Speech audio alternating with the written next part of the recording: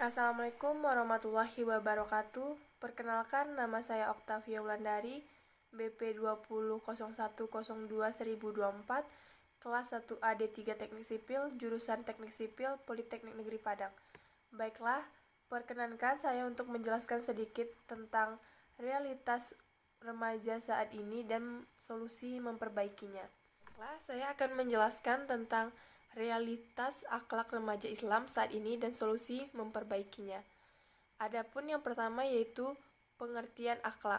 Akhlak secara terminologi berarti tingkah laku seseorang yang didorong oleh sesuatu keinginan secara sadar untuk melakukan sesuatu perbuatan yang baik. Akhlak merupakan bentuk jamak dari kata khuluq, berasal dari bahasa Arab yang berarti perangai, tingkah laku, atau tabiat. Cara membedakan akhlak, moral, dan etika yaitu untuk menentukan nilai perbuatan manusia baik atau buruk menggunakan tolak ukur, akal, pikiran, atau rasio. Sedangkan dalam moral dan susila menggunakan tolak ukur norma-norma yang tumbuh dan berkembang dan berlangsung dalam masyarakat atau adat istiadat. Dan dalam akhlak menggunakan ukuran Al-Quran dan Al-Hadis untuk menentukan baik buruknya. 3 perkara di bidang akhlak yaitu Ibnu Miskawayh, Al-Ghazali, dan Ahmad Amin menyatakan bahwa akhlak adalah perangai yang melekat pada diri seseorang yang dapat memunculkan perbuatan baik tanpa mempertimbangkan pikiran terlebih dahulu. Selanjutnya, akhlak remaja Islam saat ini. Berbagai ragam krisis akhlak dan moral kini terus menular, merebak dan mewabah dalam masyarakat, khususnya di kalangan remaja. Ada sebuah pepatah mengatakan bahwa pemuda sekarang adalah remaja besok. Tegaknya negara kita karena kita sendiri sebaliknya. Runtuhnya negara kita juga disebabkan oleh kita sendiri. Banyak remaja saat ini sering melakukan hal-hal yang tidak baik. Hal ini disebabkan oleh pergaulan bebas. Banyak remaja yang salah bergaul hingga akhir-akhir ini sering ditemukan remaja yang berlaku tidak sopan terhadap orang tua, tidak sopan kepada guru, bahkan remaja yang sering melakukan penyimpangan seperti mencuri, memperkosa, bahkan membunuh. Sungguh tragis akhlak remaja saat ini. Mereka bersikap jauh dari apa yang diajarkan. Remaja sekarang cenderung lebih mengutamakan emosi daripada akal sehatnya. Mereka selalu menghalalkan segala cara untuk mendapatkan sesuatu sekalipun hal itu dapat merugikan seseorang. Dunia pendidikan akhir-akhir ini digoncangkan oleh fenomena kurang menggembirakan. Hal itu terlihat dari banyaknya terjadi tawuran pelajar, pergaulan asusila di kalangan pelajar dan mahasiswa, kecabulan pornografi tidak berbendung, kalangan remaja diselimuti kebiasaan bolos sekolah, minuman keras, kecanduan ekstasi, budak kokain, dan morfin, kesukaan judi dalam budaya yang populer, dan sejenisnya. Para remaja cenderung bergerak menjadi generasi buih terhempas di pantai dan tidak berani ikut serta di dalam perlombaan ombak gelombang samudra globalisasi. Pada hakikatnya, semua perilaku amoral tersebut lahir karena lepas kendali dari nilai-nilai agama dan menyimpang jauh terbawa arus deras keluar dari alur budaya luhur bangsa. Kondisi seperti ini telah memberi penilaian buruk terhadap dunia pendidikan pada umumnya. Remaja akan menjadi aktor utama dalam pentas dunia karena itu generasi muda atau remaja harus dibina dengan budaya yang kuat berintikan nilai-nilai dinamik yang relevan dengan realiti kemajuan di era globalisasi. Budaya adalah wahana kebangkitan bangsa.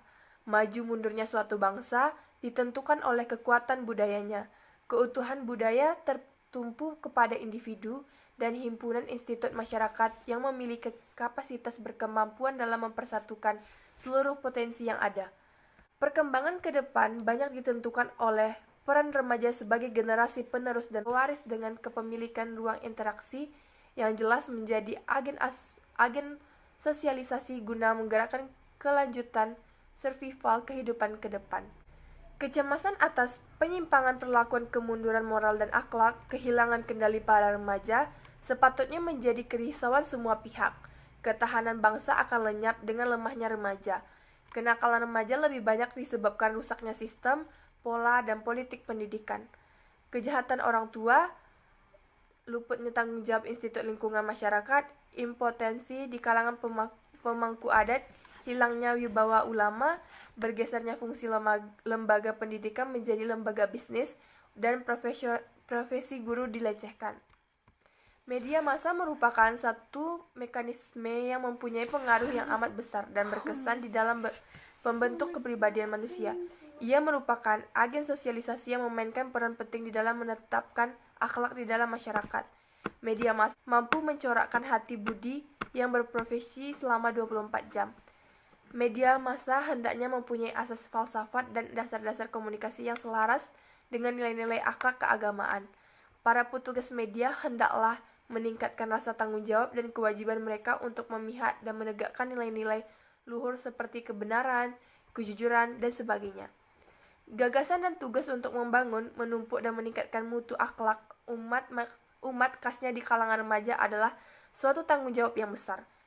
Ia tidak dapat dilakukan dengan jayanya kecuali oleh manusia yang berjiwa besar dan mempunyai kualitas kemanusiaan yang tinggi. Ia harus bermula dengan melahirkan para pemimpin yang berakhlak.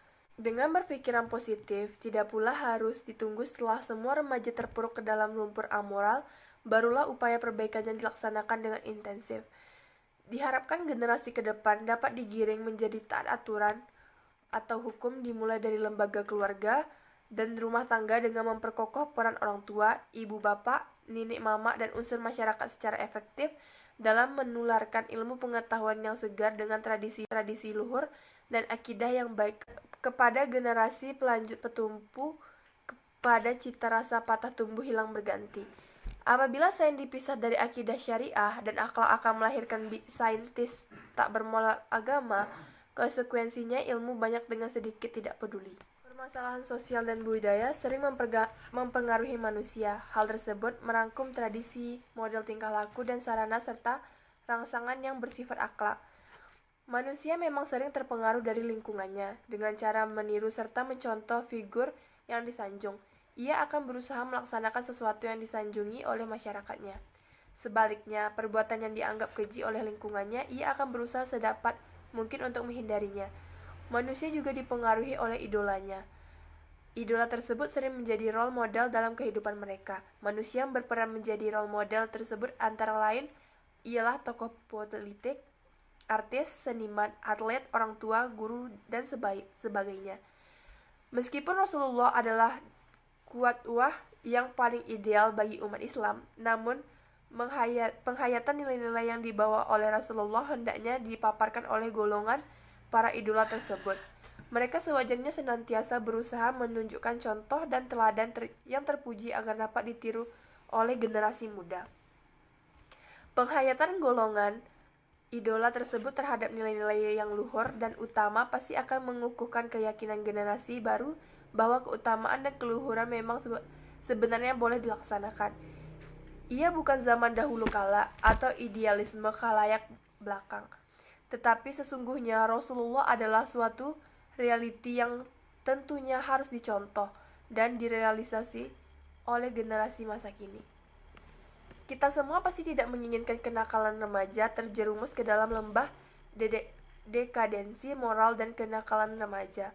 Selanjutnya, ada pun solusi untuk mengatasi berbagai kerusakan moral yang terjadi di masyarakat, yaitu yang pertama, untuk menghindari salah satu pergaulan, kita harus pandai memilih dan memilah teman dekat. Yang kedua, peran orang tua itu sangat penting dalam pembentukan karakter seseorang, terutama dalam mengenal pendidikan agama sejak dini. Yang ketiga, memperluas wawasan dan pengetahuan akan sangat berguna untuk menyaring pengaruh buruk dari lingkungan. Misalnya, kebiasaan merokok. Selanjutnya, meningkatkan iman dan takwa dengan cara bersyukur, bersabar, dan beramal soleh. Yang selanjutnya, mampu memanfaatkan perkembangan ilmu pengetahuan dan teknologi sebaik-baiknya. Adapun prinsip-prinsip yang harus dikembangkan dalam pergaulan remaja yaitu 1. Mampu mengontrol dan membawa diri dalam semua situasi. Yang kedua, mencari kawan yang baik dan dapat memotivasi mengembangkan potensi diri. Yang ketiga, mengembangkan sikap tanggung jawab terhadap semua tugas dan diemban sehingga dapat mempersiapkan masa depan yang gemilang.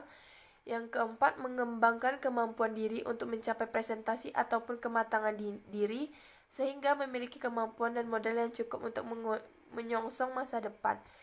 Yang kelima, tidak mudah larut dalam kesenangan dan pergaulan bebas karena kebiasaan itu akan menguras segala kemampuan dan akan menghancurkan masa depan.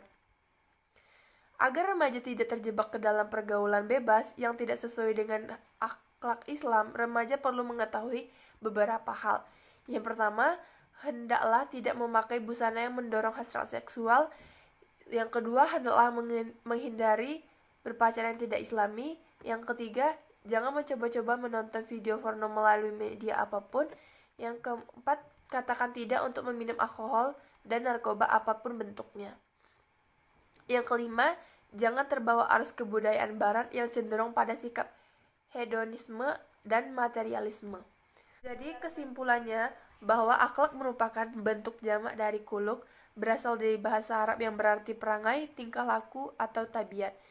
Cara membedakan akhlak, moral, dan etika yaitu dalam etika untuk menentukan nilai perbuatan manusia, baik atau buruk menggunakan tolak ukur, akal, pikiran, atau rasio.